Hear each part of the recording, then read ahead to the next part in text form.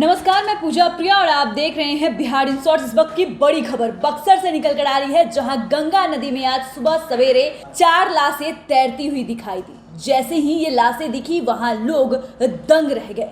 सभी लोगों के जुबान पर बस एक ही चर्चा थी, आखिरकार ये लाशें आई तो आई कहां से।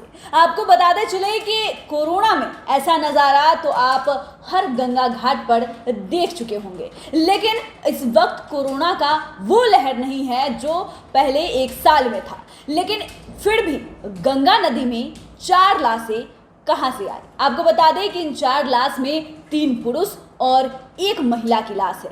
हालांकि स्थानीय लोग इस पूरे मामले पर क्या कुछ कह रहे हैं, आप पहले वो सुन लीजिए। देखिए, जिला प्रशासन और राज्य सरकार की दोष नहीं है। आदमी जो है ना, इंसान ये अपनी आदत से लाचार है। अच्छा। बहुत लोगों का जो मन में है ना, मैं अपने मुर्दा को प्रवाहित ही करूँ, रुका करके छिप करके। प्रशासन कहाँ देखेगा।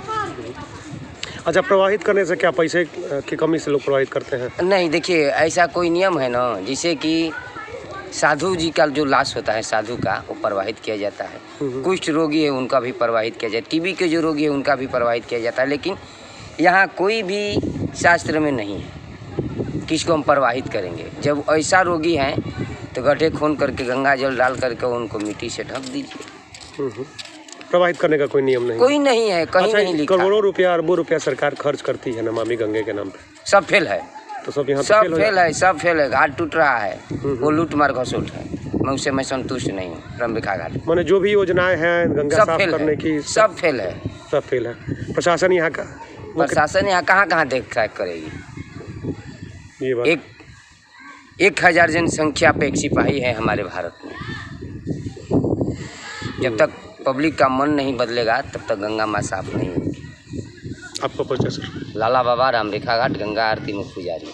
तो आपने स्थानीय लोगों को सुना। आपको बताते चले कि वहाँ के लोगों का कहना है कि बहुत सारी बातें हैं। पहली बात तो अभी कोरोना नहीं है, नहीं तो पहला अंदेशा कोरोना पे ही जाता। लेकिन दूसरी बात यह है कि अक्सर जो लोग कुष्ठ रोग से पीड़ित होते हैं, या फिर जिन्हें टीबी होता है, या फिर तीसरे जो साधु संत होते हैं, उन्हें हिंदू धर्म में जलाया नहीं जाता, बल्कि उनके लाश को जो है गंगा नदी में प्रवाहित कर दी जाती है। लेकिन उनका ये कहना है साथ ही साथ कि ऐसा किसी धर्म ग्रंथ या कहीं पुराण में इसका जिक्र नहीं किया गया है कि अगर कोई व्यक्ति कुष्ठ रोग से पीड़ित है या साधु है तो उनके लाश को जलाया नहीं जा सकता। लेकिन फिर भी अभी तक अगर बात कर ले बक्सर की, तो गंगा नदी पर सुबह सवेरे 4 लाशें मिलती है, लेकिन अभी तक कोई प्रशासन कोई वहां तक नहीं जाता। हालांकि कुछ मीडिया कर्मी जाते हैं जो वहाँ लोगों से बात करते हैं। लोगों का कहना है कि वो अचानक से यहाँ पर ऐसी लाशें देखने को मिली, लोग स्तब्ध हैं, लोग चौंक गए हैं कि आखिरकार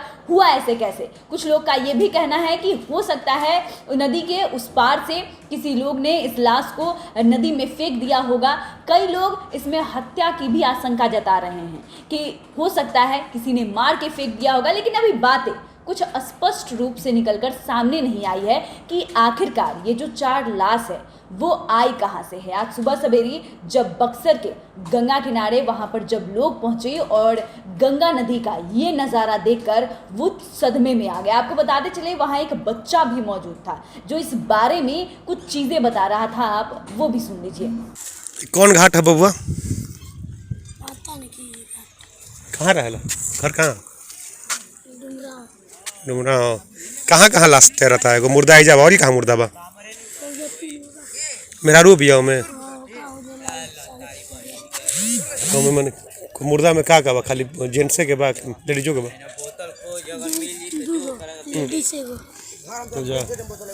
तो आपने बच्चे को भी सुना। आपको बताते चले कि स्थानीय लोगों को भी अभी इसकी पूरी खबर नहीं है कि आखिरकार मामला क्या है। बक्सर में गंगा नदी किनारे ये 4 लाशें आई हैं तो आई कहां से।